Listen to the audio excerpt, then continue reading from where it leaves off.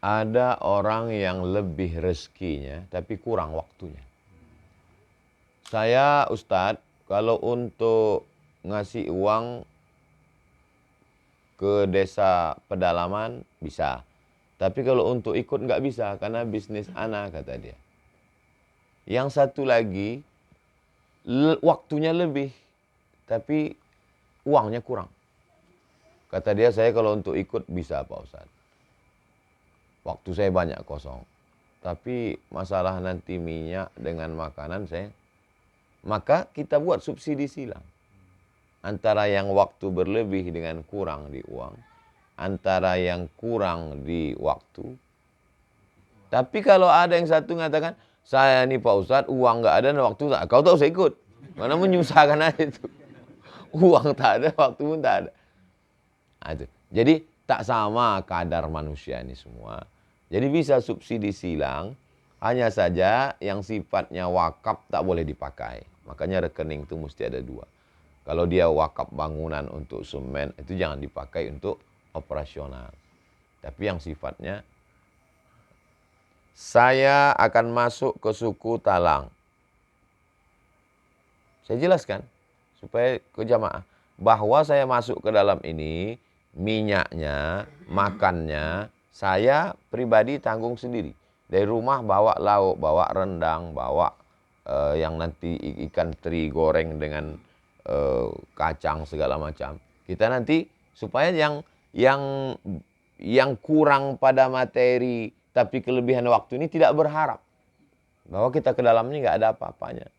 Tapi ada yang memang orang itulah usaha dia. Dia punya, ada susu anaknya yang mesti diberikan, ada yang menunggu belanja di rumah. Maka boleh dibagikan ambil dari operasional. Yang kira-kira secukupnya dari awal supaya tidak menimbulkan fitnah, dari awal kita kasih tahu. Ini dakwah. Kalau semestinya biasa kau dikasih orang satu hari 100.000, mungkin kami sanggupnya hanya 50%. Supaya dakwah ini berjalan. Karena kalau tidak, nanti kita mengalami futur. Dengan semangat ekspektasi yang luar biasa, tiba-tiba setelah mau semangat, pasukan hilang, kita down. Nah, jadi kita inventarisir dari awal pasukan kita ini secara finansial lebih tapi waktunya kurang. Ini setengah-setengah. Ini kita musyawarahkan supaya dakwah ini terus berlanjut. Apa yang sudah antum lakukan masuk ke pedalaman itu, teruskan. Karena kalau tidak antum lakukan, tinggal. Tak ada yang melakukan ini. Siapa yang akan melanjutkan? Maka apa yang dilakukan oleh Abi Alim beserta tim, antum yang udah punya program, terus lanjutkan. Membangun musola, mengirim guru mengaji. Nah, kalau kami, anak-anak ini sekarang sudah sekolah kelas 6. Berarti tahun 2023 nanti, ada yang sekarang ada yang tamat, 2023 ada yang tamat. Berarti yang perlu kami pikirkan, bagaimana anak-anak ini nanti sekolah kuliah di Pekanbaru. Karena dia mesti kuliah, jangan pulang setelah pondok. Mana tahu nanti nasibnya baik, bisa jadi anggota legislatif atau ada pengangkatan CPNS, minta ijazah S1, kan susah dia kuliah lagi. Nah, bagaimana tempat tinggalnya? Nah, kami cari kawan-kawan yang kebetulan pengurus masjid. Bisa tak anak ini tinggal di masjid? Kalau dia tinggal di masjid, otomatis tempat tinggal gratis. Dan 1 bulan biasa di Pekanbaru paling tidak dapat uang saku 500.000 sampai kalau bagus bisa 1 juta. Berarti belanja dia. Nah, sekarang bagaimana memikirkan uang kuliahnya? Nah, ini setelah nanti nih dia tamat. Nah, setelah tamat nanti yang perlu dipikirkan tempat dia pengabdian di sana. Tak mungkin dia pulang sarjana S1 mau nikah numpang dia.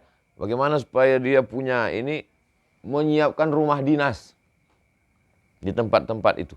Lalu kemudian menggaji pokok. Nah, sekarang ada 3 guru di Bagan Benio yang hutan biosfer, cagar apa namanya tanah gambut terbesar 700.000 hektar sedunia. Ternyata itu ada di Riau, terkepung di tengahnya itu tak ada sekolah. Nah, dibangunkan sekolah, sekolahnya udah jadi, rumah guru. Lalu kemudian guru-guru yang di dalam tinggal tak bisa keluar, digaji antara kerjasama Basnas, Dewan Dakwah, Yayasan Tabung Wakaf Umat, bisa digaji dia 2,5 juta sebulan. Ini teknisnya, cara realnya. Secara umumnya nama program besarnya dakwah ke desa Trisolir. Bagaimana realnya? Anak-anak ini ditarik, sekolahkan. Karena kalau kita terus tak sanggup, mati kita berhenti. Tarik anak ini, 1-2, letakkan di pondok yang bisa berijazah, nanti kuliahkan, balik. Nampaknya ini programnya panjang, tapi kalau berhasil kita nggak perlu masuk lagi ke dalam. Karena anak itu sendiri yang akan menjadi dai. Kita tak usah salahkan ulama-ulama dulu, karena kalau terlalu banyak caci maki, kenapa orang dulu tidak menarik mereka, kenapa? Tak usah. Tarik aja, insya Allah nanti kita tidak lelah lagi karena mereka nanti yang akan pulang. Jadi sesungguhnya apa yang sedang kami buat sekarang, laki-laki dengan Yayasan Tabung Wakaf Umat, perempuan di Az-Zahra, sebetulnya tujuannya itu, supaya nanti dia tamat, dia pulang. Dia pulang, dia akan buat. Langkah-langkah itulah yang dilakukan oleh Sayyid Muhammad Alawi Al-Hasani Al-Maliki, wali Allah SWT. Jadi dia tarik anak-anak, tapi langkahnya itu udah 30-40 tahun yang lalu. Ketika anak ke Kucing, ke Sarawak. Siapa yang mengirim Habib kemari? Sayyid Muhammad. Kamu ke sana, kata Sayyid Muhammad. Berkembang Islam. Begitu juga ketika ada seorang anak kecil memayungi Sayyid Muhammad waktu Sayyid Muhammad datang ke Darul Hadis Habib Balfaqih di Malang. Anak yang memayung ini ditanya sama Sayyid Muhammad, mau ikut ke Makkah? Ya, sampai ke Makkah. Sayyid Muhammad dulu menyampaikan kajian di Masjidil Haram. Dialah yang mengurus tempat duduk Sayyid Muhammad. Ternyata pulang ke Sumatera Selatan menjadi bentengnya Ahlus Sunnah wal Jamaah. Jadi langkah-langkah Said itu kalau kita ambil sekarang 30 tahun, 40 tahun yang lalu dia sudah itu. Anak-anak Indonesia itu dia tarik, belajar di rumahnya di Makkah, lalu kemudian pulang menjadi ulama-ulama se-Asia Tenggara. Itu mahasiswa anak-anak kampus mesti menulis itu. Kontribusi Sayyid Muhammad Alawi Al-Hasani Al-Maliki dalam dakwah pedalaman. Karena beliau punya kontribusi luar biasa.